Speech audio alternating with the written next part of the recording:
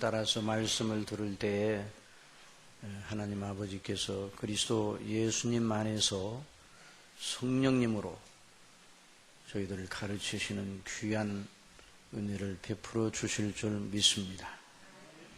오늘 본문에서 유다는 성령님의 감동하심을 받아 거룩한 믿음의 적극적인 자세를 권하고 있어요. 여러분, 믿음은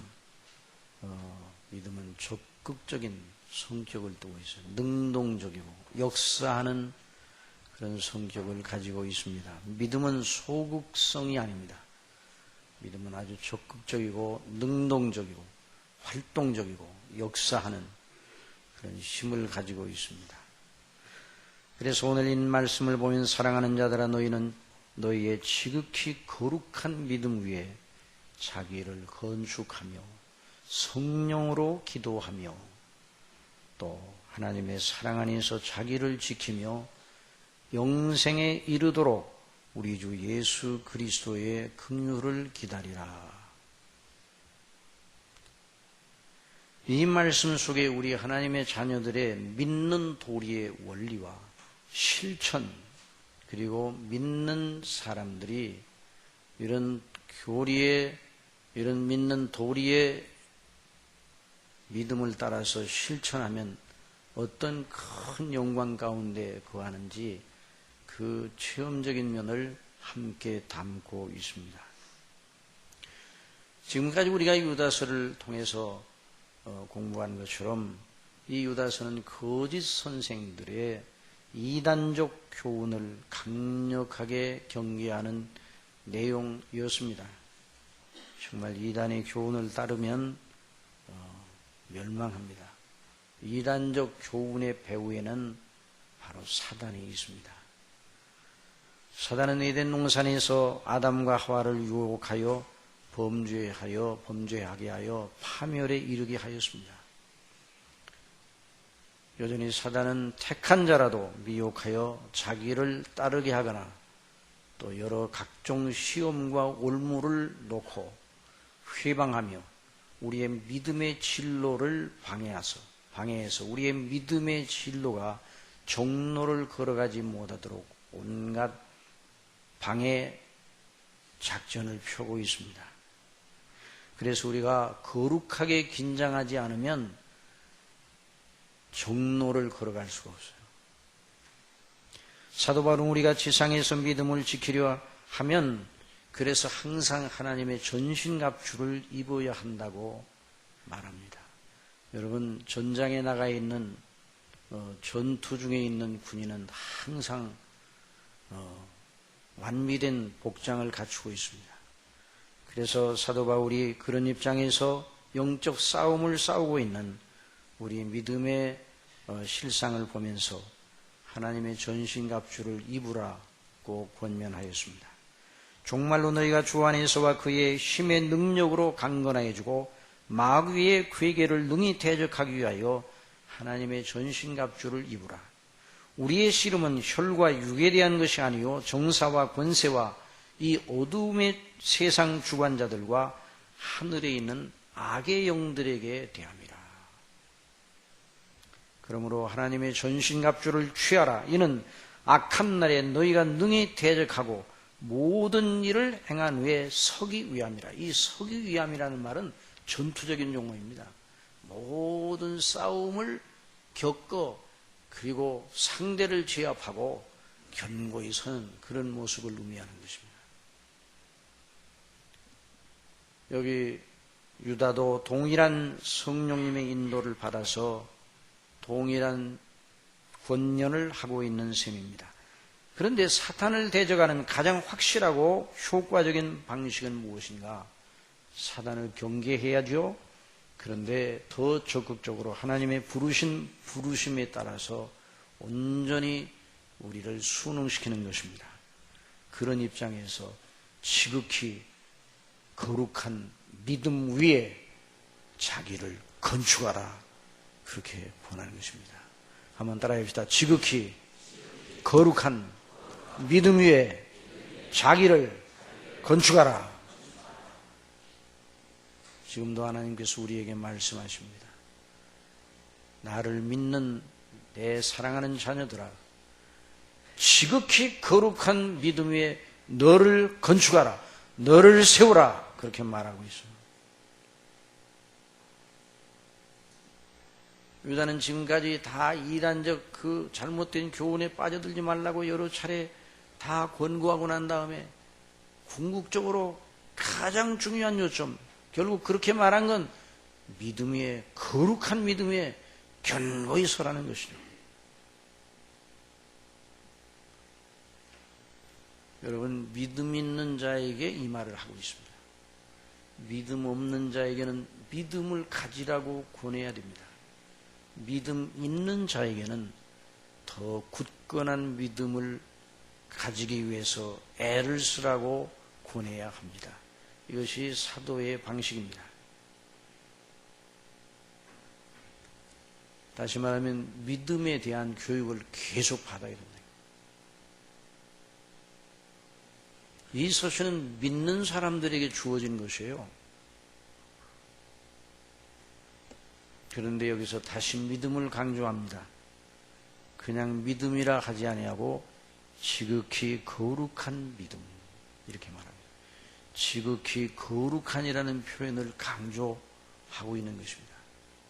그냥 믿음이 아니라 지극히 거룩한 믿음이에요. 우리의 믿음의 대상이 사람이나 피조물이 아닙니다. 이것이 바로 이방 종교와 현격하게 구분되는 것이에요. 다른 이방 종교들은 사람이나 피조물을 상대로 믿음을 행사합니다. 그러나 우리는 지극히 거룩하신 살아계신 성삼위 하나님을 경외하고 섬기는 그런 믿음입니다. 그래서 사도 바울은 로마서 1장에서 모든 인생들, 특별히 이방인들의 종교의 거짓됨을 말하면서 이렇게 말하고 있습니다. 하나님을 알되 하나님으로 영원롭게도 아니하고 감사치도 아니하고 오히려 그 생각이 허망해지며 미련한 마음이 어두워졌나니 스스로 지혜 있다 하나 우준하게 되어 썩어지지 아니하는 하나님의 영광을 썩어질 사람과 금수와 버러지의 형상의 우상으로 바꾸느니라. 그래서 모든 민족의 그 민족의 역사를 보면 전부 다 우상 숭배의 역사예요. 모든 민족의 그 역사와 그 예술사를 보면 전부 다 우상을 섬기는 예술이에요. 그림, 조각, 이런 것들이 다 우상 숭배와 연관이 되어 있어요. 건축술, 그런 것도 우상 숭배와 연관이 되어 있어요. 우상의 전각을 잘 지음으로 건축술이 발전되었다.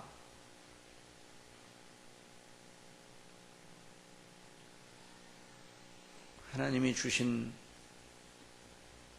좋은 이성의 기능을 가지고 하나님을 섬기지 못하고 어리석은 일을 해온 것이 인간의 역사였습니다. 그래서 유다는 다른 이방 종교나 이단적 교훈을 쫓는 자들과 구별되이 지극히 거룩한 믿음 위에 자기를 건축하라고 말하고 있는 것입니다. 지극히 거룩한 이라는 말 정말 강조되어야 합니다. 이 거룩이라는 것이 무엇입니까? 우리가 언젠가 말씀드렸죠. 거룩이라는 말 자체는 구별된다는 거예요. 구별된다. 세속으로부터 구별되고 일반적인 것도 구별돼요. 그런데 구별되는데 그냥 구별만 시켜놓는 것이 아니라 누구를 위하여 구별되는 거예요? 하나님을 위하여 구별되는 거예요. 하나님께 구별되는 거예요. 하나님께 구별되는 거예요. 그러면 하나님께 구별되는 거룩의 가장 중요한 개념이 무엇인가? 가장 중요한 요점이 무엇인가? 우리 식대로 하지 아니하고 내 방식대로 하지 아니하고 하나님의 명하신 대로 하나님께서 지시하신 대로 하나님께서 약속하신 대로 하나님께서 말씀하신 대로 하나님께서 가르쳐 주시는 대로 행하는 것이 바로 거룩입니다. 구약시대 백성들에게 하나님을 예배하는 법도를 하나님께서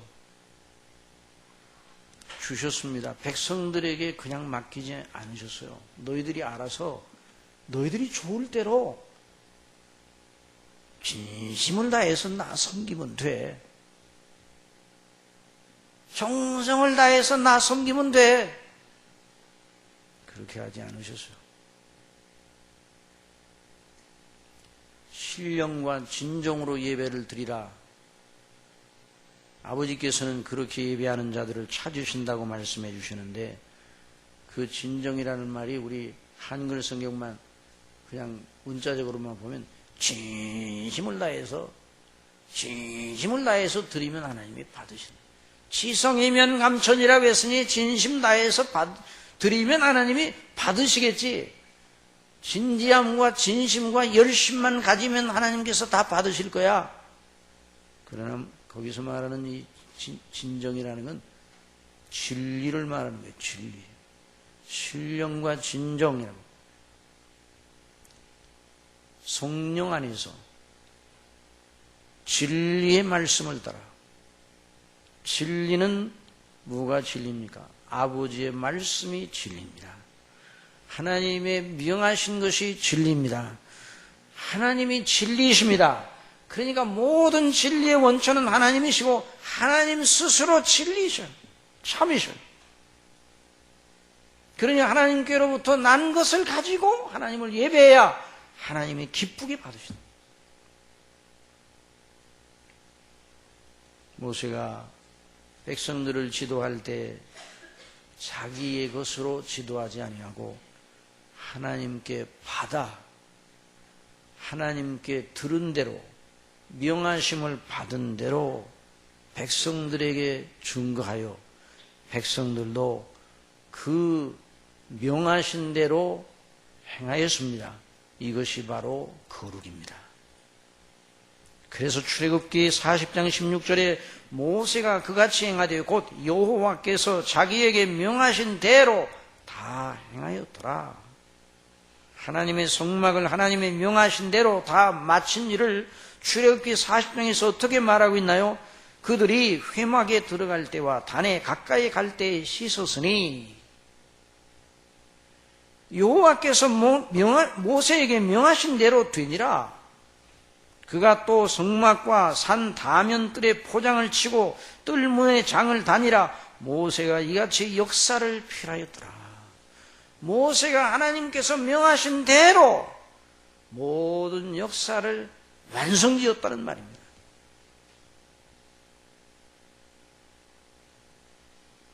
그리고 그 후에 무슨 말씀이 나오는가?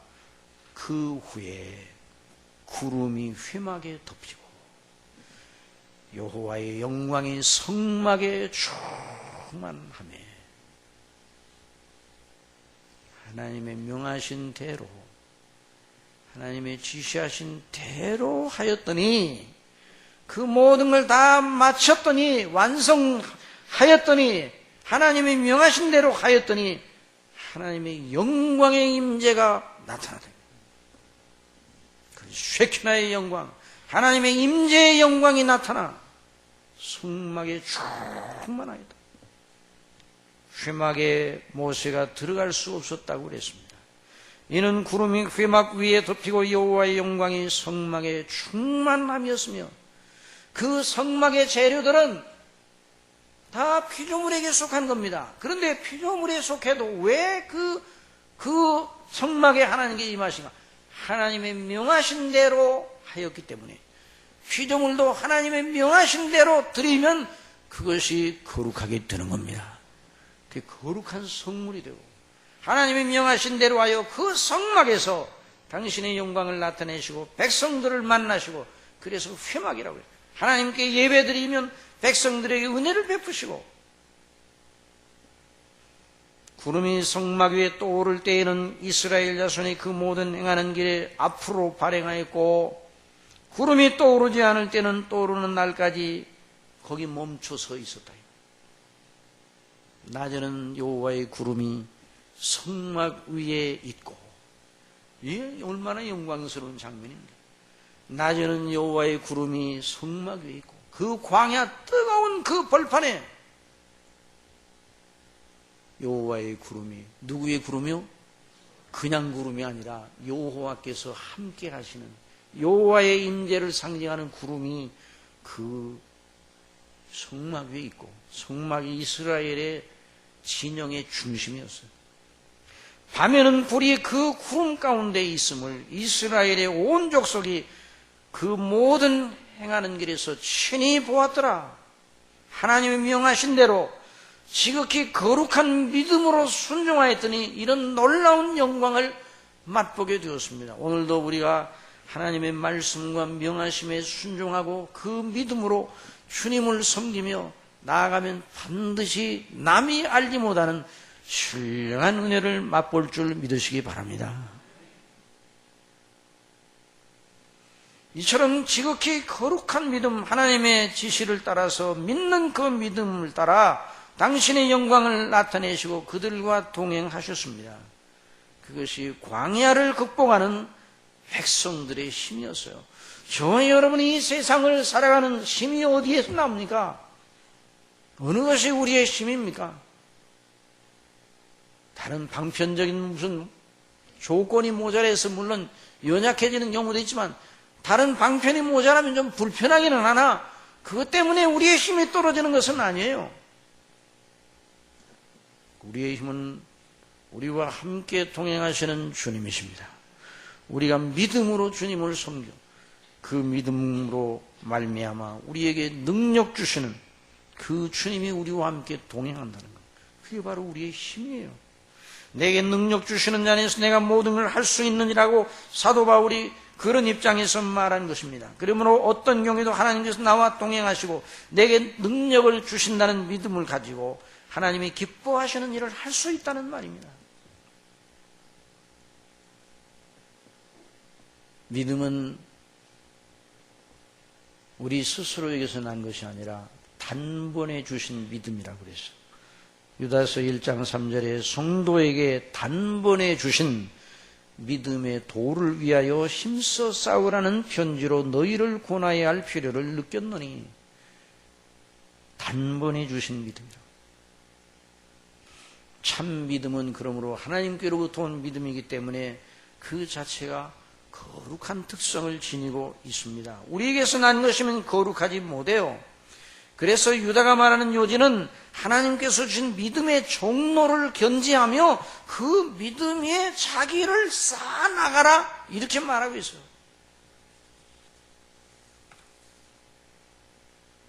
이런 것이 사람들 속에 인기가 없을 수가 있어요. 그렇게 말하면 너무 복잡한데요? 너무 어려운데요? 너무 딱딱한데요?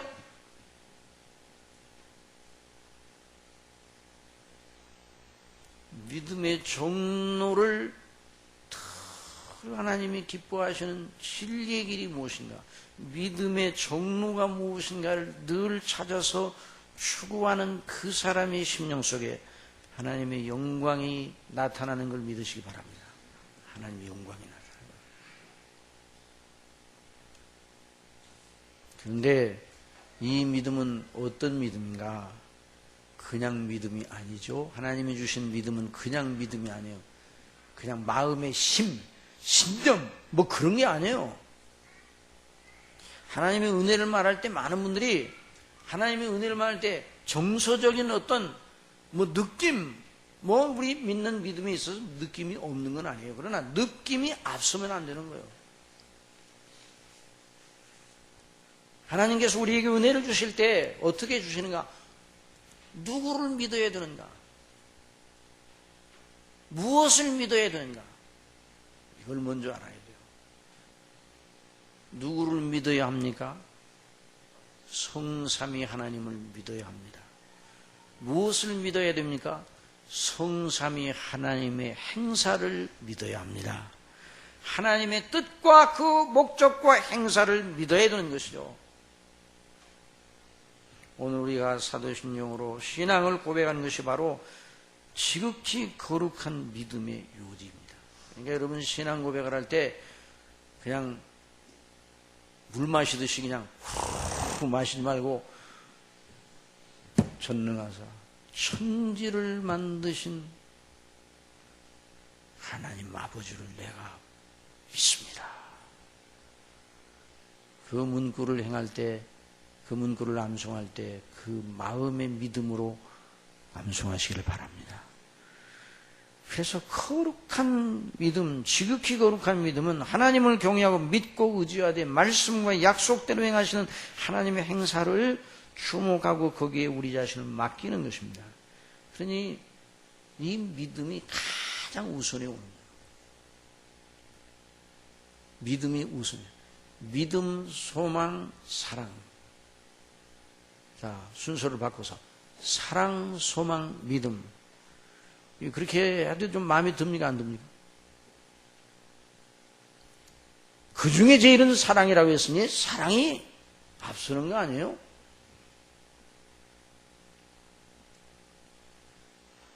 사랑은 믿음, 소망을 다 종합하여 가지고 있는 총합이라는 의미지, 영적인 순서는 믿음이 우선입니다. 믿음을 견고히 하시기 바랍니다. 그래야 소망과 사랑이 거기서 꽃피어나는 거죠. 그러므로 저나 여러분이 아침에 일어나면 믿음부터 챙겨야 돼요. 아버지, 지난밤 동안에도 잘 쉬게 해주셔서 감사합니다. 저와 같은 죄인을 우리 주 예수 그리스도 안에서 구원해 주신 아버지, 오늘 하루의 생활이 아버지와 함께 동행하는 복된 하루가 되게 해주시기 바랍니다. 믿음부터 챙겨야 돼요. 무엇을 하든지 믿음이 먼저야 돼요. 믿음 없이 행하는 건 아무리 선해 보여도 선하지 않습니다. 내게 있는 믿음을 하나님 앞에 스스로 가지고 있으라. 사도 바울이 로마서 14장 22절에서 자기의 옳다 하는 바로 자기를 책하지 아니하는 자는 복이 있도다. 의심하고 먹는 자는 정죄 되었나니 이는 믿음으로 쫓아하지 아니한 연고라. 믿음으로 쫓아하지 아니한 모든 것이 죄니라. 뭐라고요? 믿음으로 하지 아니하는 모든 것이 죄라고 했어요. 믿음으로 하지 않은 모든 것이 하나님을 기쁘시게 할 수가 없어요. 믿음이 없이는 하나님을 기쁘시게 못한다고 그랬어요. 무엇을 행하든지 먼저 믿음의 엔진이 앞서 있어야 돼요. 기관차가 나갈 때 기관차 뒤에 많은 객차들이 달려있어요. 그런데 엔진이 제일 앞에 있는 것처럼 믿음이 앞서야 돼요. 행함이 앞서는 게 아니에요. 믿음은 행함의 열매입니다. 믿음이 행함을 이끌어가야 돼요. 행함이 믿음을 이끌어가는 게 아니에요.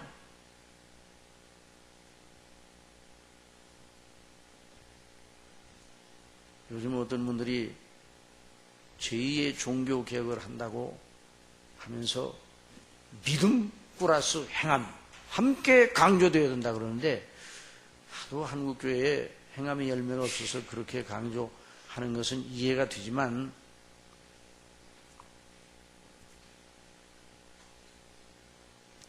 믿음 플러스 행함이 아니에요. 한국교회가 너무 믿음만 강조해서 행함이 없다, 그러니까 행함도 강조해야 된다, 그런다고 행함이 나오는 게 아니에요. 한국교회가, 저나 여러분이 행함의 열매가 없는 것이 행함을 강조를 안 해서 없는 것이 아니라 믿음의 정로를 잃어버렸기 때문에 없는 겁니다. 믿음의 정로를 지키면 반드시 행함의 열매가 나오게 되어 있습니다. 그 뒤에서 더 알아보겠습니다. 우리 예수님께서 너희가 만일 믿음이 한 겨자씨만큼만 있으면 이 산을 명하여 여기서 저기로 옮기라 해도 옮길 것이요 또 너희가 못할 것이 없으리라. 믿음이 적은 자들아 왜 의심하느냐? 믿음을 먼저 앞세우셨어요. 또 마태복음 6장에서 오늘 있다가 내일 나궁에 던지우는 들풀도 하나님이 이렇게 입히시거든 하물며 너희일까 보냐. 믿음이 적은 자들아, 믿음이 적은 자들아, 믿음을 가지라. 염려하여 이르기를 무엇을 먹을까 무엇을 마실까 입을까 하지 말라. 이는 다 이방인들이 구하는 것이라. 너희 천부께서 이 모든 것이 너희에게 있어야 할 줄을 아시느니라. 너희는 먼저 그의 나라와 그의 의를 구하라. 믿음으로. 예수님께서 누구를 칭찬하셨습니까? 믿는 자를 칭찬하셨어요. 믿음 있는 자를 칭찬하셨어요. 마태복음 8장에 보면 예수께서 가버나움에 들어가시니 한 백부장이 나와 간구하여 가로되 주여 내 하인이 중풍병으로 집에 누워 몹시 괴로워하나이다. 예수님께서 내가 가서 고쳐주리라. 백부장이 예수님께 아뢰었습니다. 주여 제 집에 들어오심을 저는 감당치 못하겠사오니 다만 말씀으로만 하옵소서. 그러면 내 하인이 낫겠사옵나이다. 말씀만 하시면 내 하인이 나을 줄 믿나이다. 그러면서 이 백부장이 말합니다. 나도 남의 수하에 있는 사람이요 내 아래도 군사가 있으니 이더러 가라 하면 가고 저더러 오라 하면 오고 내 종도로 이것을 하라 하면 하나이다. 그러니 예수님께서 명령만 하시옵소서. 말씀만 하시옵소서. 그러면 내 종이 나을 것입니다. 우리 예수님이 들으시고 기이 여기사 사람의 행사를 보고 예수님이 기이 여기셨다고 그랬어요. 놀라셨다는 거죠. 여러분, 하나님도 우리를 보시고 놀라실 때가 있는데 언제 놀라시는가? 바른 믿음으로 행할 때 기이 여기시는 겁니다. 그래서 예수님이 들으시고 기이 여겨 쫓는 자들에게 이르시되, 거기 여러 제자들에게 내가 진실로 진실로 너에게 이르노니 이스라엘 중 아무에게도 이만한 믿음을 만나보지 못하였노라. 이방인이 백부장이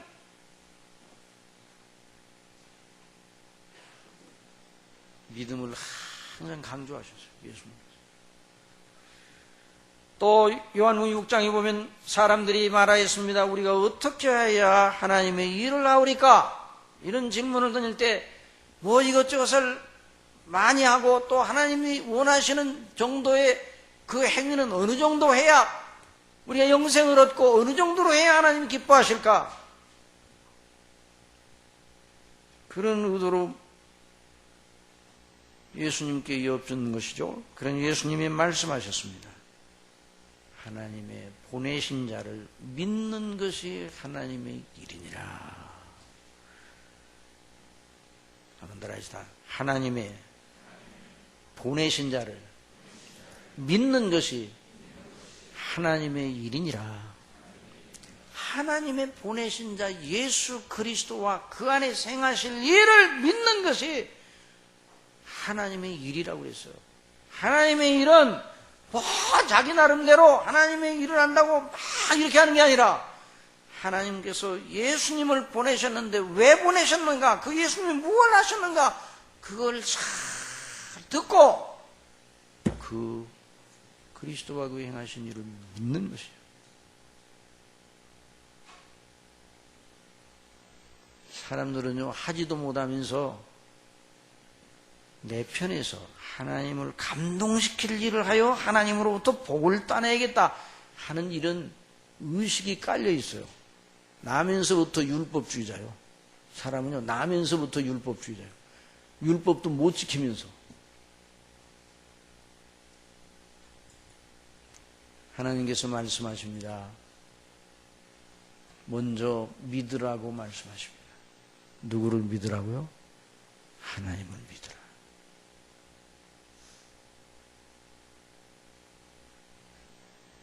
믿음의 조상이라 일컫는 아브라함이 어떠하였습니까? 그 사람의 특징이 무엇입니까? 믿음의 사람입니다. 아브라함이 무슨 사람이라고요? 믿음의 사람입니다. 그러니까 아브라함은 맨날 믿음만 강조했지 행함은 있습니까 없습니까? 아브라함이 행함이 있습니까 없습니까? 있고 말고요. 아무도 올라갈 수 없는 높은 행실을 보인 사람이 아브라함이에요.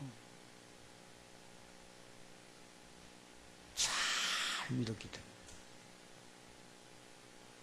아브라함도 저나 여러분이랑 똑같은 성정의 사람이기 때문에 이 지상생애 동안에 그저 사람의 생각이 그 마음속에 왔다 갔다 날마다 했겠죠. 아브라함도 똑같은 밥 먹고 똑같은 옷 입고 있는데 뭐 아브라함 속에는 날마다 거룩한 생각만 그냥 가득 찼겠어요. 발끝에서 머리끝까지. 아니에요. 그냥 그 인간적인 생각이 왔다 갔다 했어요. 생각해 보세요. 우리가 아브라함의 입장이라면 어떻게 되는가? 너 본토 친척 아비집을 떠나거라. 내가 너로 큰 민족을 이루게 하겠고 너와 내 후손으로 만민이 복을 받게 할 테니까 내가 지시할 땅으로 가라. 그래서 하나님의 명하심을 따라 그 말씀을 쫓아갔습니다. 그래서 또 하란을 떠날 때 나이가 75세였다고 그랬어요. 그런데 아브라함에게 자식이 하나도 없어요. 저나 여러분이 그런 입장에다 놓고 한번 생각을 해봐요. 그도 사람에게 무슨 생각이 들어왔겠어요? 하나님의 약속대로라면 처음 1년 동안, 2년 동안, 3년, 4년, 5년은 웬만큼 참아냈을 거예요. 5년, 6년, 7년, 자꾸만 하고 나이가 들어가네요? 그래도 자식을 주지 않으셔요.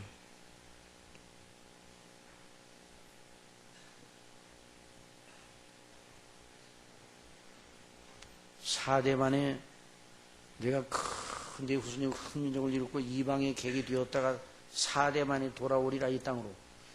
그랬는데 자식이 아직도 없어요. 창세기 15장에 보면 아브라함이 그 시험을 받고 있었어요. 아브라함의 마음속에 두려움이 있었어요. 그래서 창세기 15장 1절에 보면 이후에 여호와의 말씀이 이상 중에 아브라함에게 임하여 가라사대 아브라함아 두려워 말라. 왜 그 말씀을 하셨겠어요? 두려워하고 있으니까. 그러니까 우리가 막 두려워하고 있을 때 하나님이 우리에게 뭐라고 말씀하신다고요? 두려워하지 말라. 그 말씀에 귀를 기울이시기 바랍니다. 우리가 막 근심하고 있을 때 너는 마음에 근심하지 말라. 하나님을 믿으니 또 나를 믿으라. 이렇게 적용해야 된단 말이에요. 아시겠어요? 그런데 두려워할 때는 그 소리가 안 들. 그래 하나님께서 임하셨습니다. 두려워하지 말라. 나는 너의 방패요 너의 지극히 큰 상급이니라. 이 말씀 듣고 주여 그렇게 믿나이다. 이렇게 금방 하나님께 복종을 하고 순종을 하면 얼마나 좋겠어요. 그런데 아브라함도 그 대목을 읽어보면 한참 심통이 났어요. 주 여호와여 무엇을 내게 주시려 하나이까? 나는 무자하오니 나의 상속자는 이 다메섹 엘리에셀이니이다. 주께서 내게 씨를 아니 주셨으니 내 집에서 길리운 자가 나의 후사가 될 것입니다. 화가 났어요, 안 났어요? 심통이 났어요, 하나님 앞에. 하나님 주신다고 그래놓고 만민의, 그리고 하나님께서 얼마나 많은 자손을 주시려고 땅의 티끌처럼 많은 자손을 주신다고 약속을 하셨어요. 아무 씨도 주지 않으셨어요. 그러니 그저 우리 여기 풍습대로 내 어릴 때부터 길렀던, 내 뒤에서 길렀던 엘리에셀을 내 상속자로 삼으려고 지금 마음을 쓰고 있어요. 그렇게 작정하고 있나이다.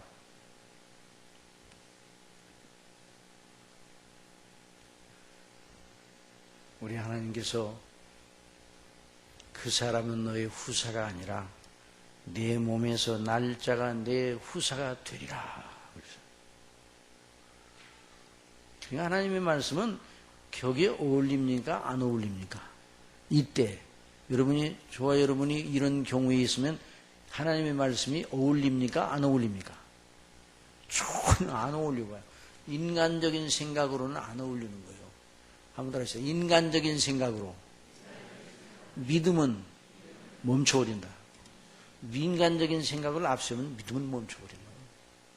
그러니까 믿음은 인간 수준이 아니에요. 믿음은 하나님의 수준으로 나를 던지는 거예요. 그 사람은 너의 후사가 아니라 내 몸에서 날짜가 내 후사가 되리라.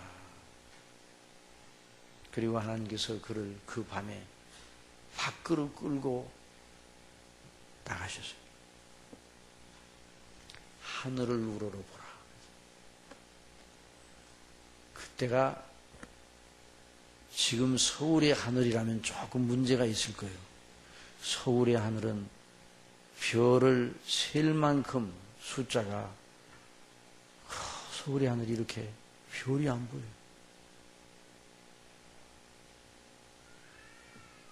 그런데 4,000년 전 아브라함이 살던 그 시대의 그 밤하늘은, 그 중동 지방의 밤하늘은 어떠하겠어요? 아브라함이 하늘을 바라보며 별을 보고, 너 그 별의 숫자를 셀 수 있나? 보라. 네 자손이 이와 같으리라. 그럴 때 아브라함이 어떤 반응을 보였는가?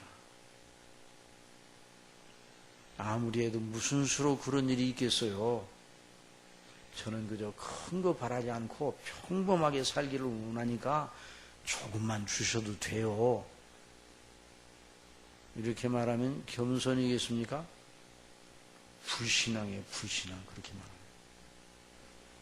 하나님께서 네 자손이 이와 같으리라.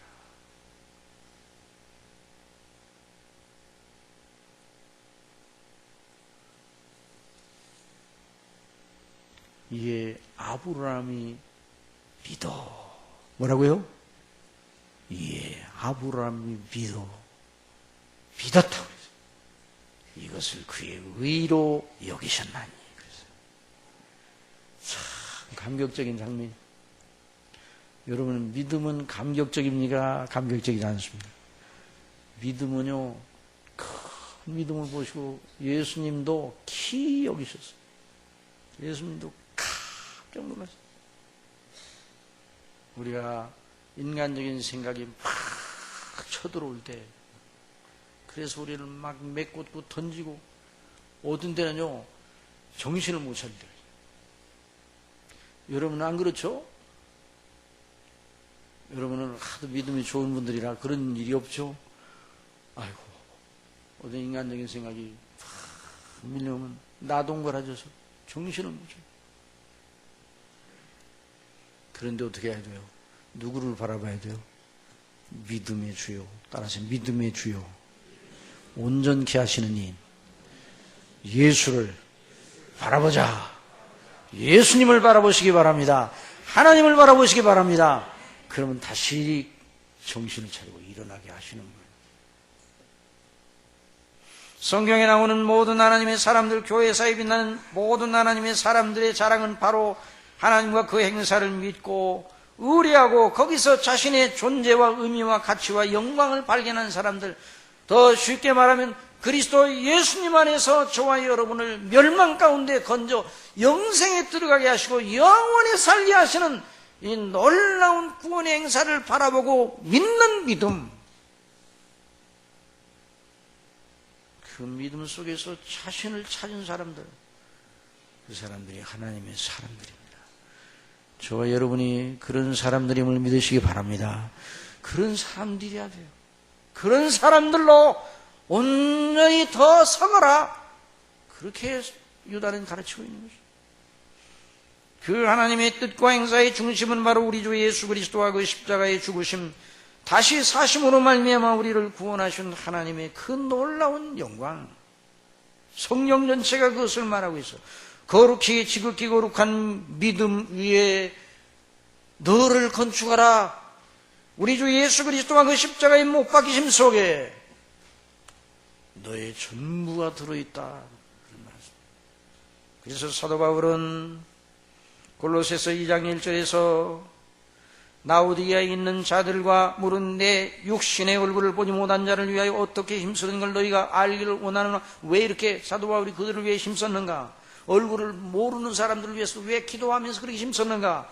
이는 저희로 마음의 위안을 받고 사랑 안에서 연합하여 원만한 이의 모든 부요에 이르러 하나님의 비밀인, 따라합시다. 하나님의 비밀인 그리스도를 깨닫게 하려 함이라. 그리스도를 깨달아 나가는 것이 믿음 위에 서는, 그리스도를 깨달아 나가는 것이 거룩한 믿음 위에 자기를 건축하는 것입니다. 그 안에는 지혜와 지식의 모든 보화가 감추어 있느니라. 그리스도를 공부하시기 바랍니다. 그리스도를 바라보시기 바랍니다. 그리스도의 영광이 무엇인가를 아는 빛을 달라고 하나님 앞에 때를 쓰시기 바랍니다. 그걸 하나님이 제일 기뻐하시는 거예요. 그럴 때 하나님께서 그 믿음을 보시고 내 사랑하는 자야, 내 사랑하는 아들아,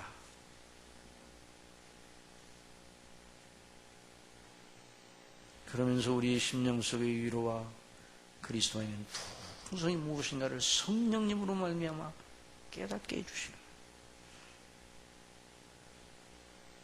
사도 바울은 더 말합니다. 그러므로 너희가 그리스도 예수를 주로 받았으니 그 안에 생하되 그 안에 뿌리를 박으며 세움을 입어 교훈을 받은 대로 믿음에 굳게 서서 감사함을 넘치게 하라. 이런 일을 계속 하라는 거예요. 그리스도, 한번 더 합시다. 그리스도 안에서, 주 안에서, 예수님 안에서. 그게 사도 바울의 입에서 나오는 말이에요. 다 주 안에서, 예수 안에서, 우리 주 예수 그리스도로 말미암아 너희도 그 안에서 그리스도 안에 충만하여졌으니 그의 모든 정사와, 그는 모든 정사와 건세의 머리시라. 그리스도 안에는 신성의 모든 충만이 육체로 거하시고, 또 너희가 그 그리스도 안에서 손으로 하지 아니한 할례를 받았으니 곧 육적 몸을 벗는 것이요 그리스도의 할례니라. 너희가 세례로 그리스도와 함께 장사된 바 되고 또 죽은 자들 가운데서 그를 일으키신 하나님의 역사를 믿음으로 말미암아 그 안에서 곧 그리스도 안에서 함께 일으키심을 받았느니라. 계속 그리스도예요.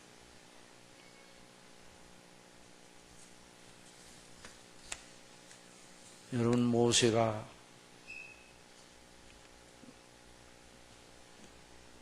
어떤 사람이었습니까? 모세는요, 인간적인 생각으로 보면 모세는 정말 계살이 둔한 사람이에요. 인간적인 생각으로 보면. 한번 들어봅시다. 믿음으로라는 말은 빼고 그냥 제가 읽어볼 테니까 그것이 지혜로울까 안 지혜로울까 보세요. 모세는 장성하여 바로의 공주의 아들이라 칭함을 거절하고 왕권 서열에 들어있어요. 왕의 계승의 서열에 들어있어요. 그것도 애굽의 나라에 도리어 고난받기를 잠시 죄악의 낙을 누리는 것보다 더 좋아하고, 몇 가지를 빼고 제가 읽어요. 애굽의 모든 보화보다 능욕받는 걸 더 큰 재물로 여기고, 어떻습니까? 계산이 둔한 사람, 인간적으로 보면. 애굽이 어떤 나라였어요? 애굽의 왕권이 뭘 의미하는 거예요? 애굽의 보화가 그 당시에 어떠한 것이었어요?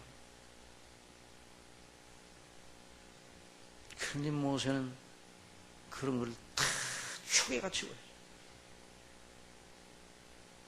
그런 사람들이 볼 때 참 어리석겠죠. 계산도 못하나? 그러나 모세는 성경에 기록된 빛나는 이름입니다. 공창에 빛나는 별처럼 떠 있어요. 왜 그랬는가? 모세로 하여금 그렇게 위대한 영광을 옷 입게 한 것이 무엇이었는가? 믿음으로. 뭐라고요? 믿음으로 모세는 장성하여 바로의 공주의 아들이라 칭함을 거절하고, 믿음으로 도리어 하나님의 백성과 함께 고난받기를 잠시 죄악의 낙을 누리는 것보다 더 좋아하고, 그리스도를 위하여, 그 믿음의 중심이 어디 있었어요? 그리스도를 위하여. 한마디로 말해서 그리스도를 위하여.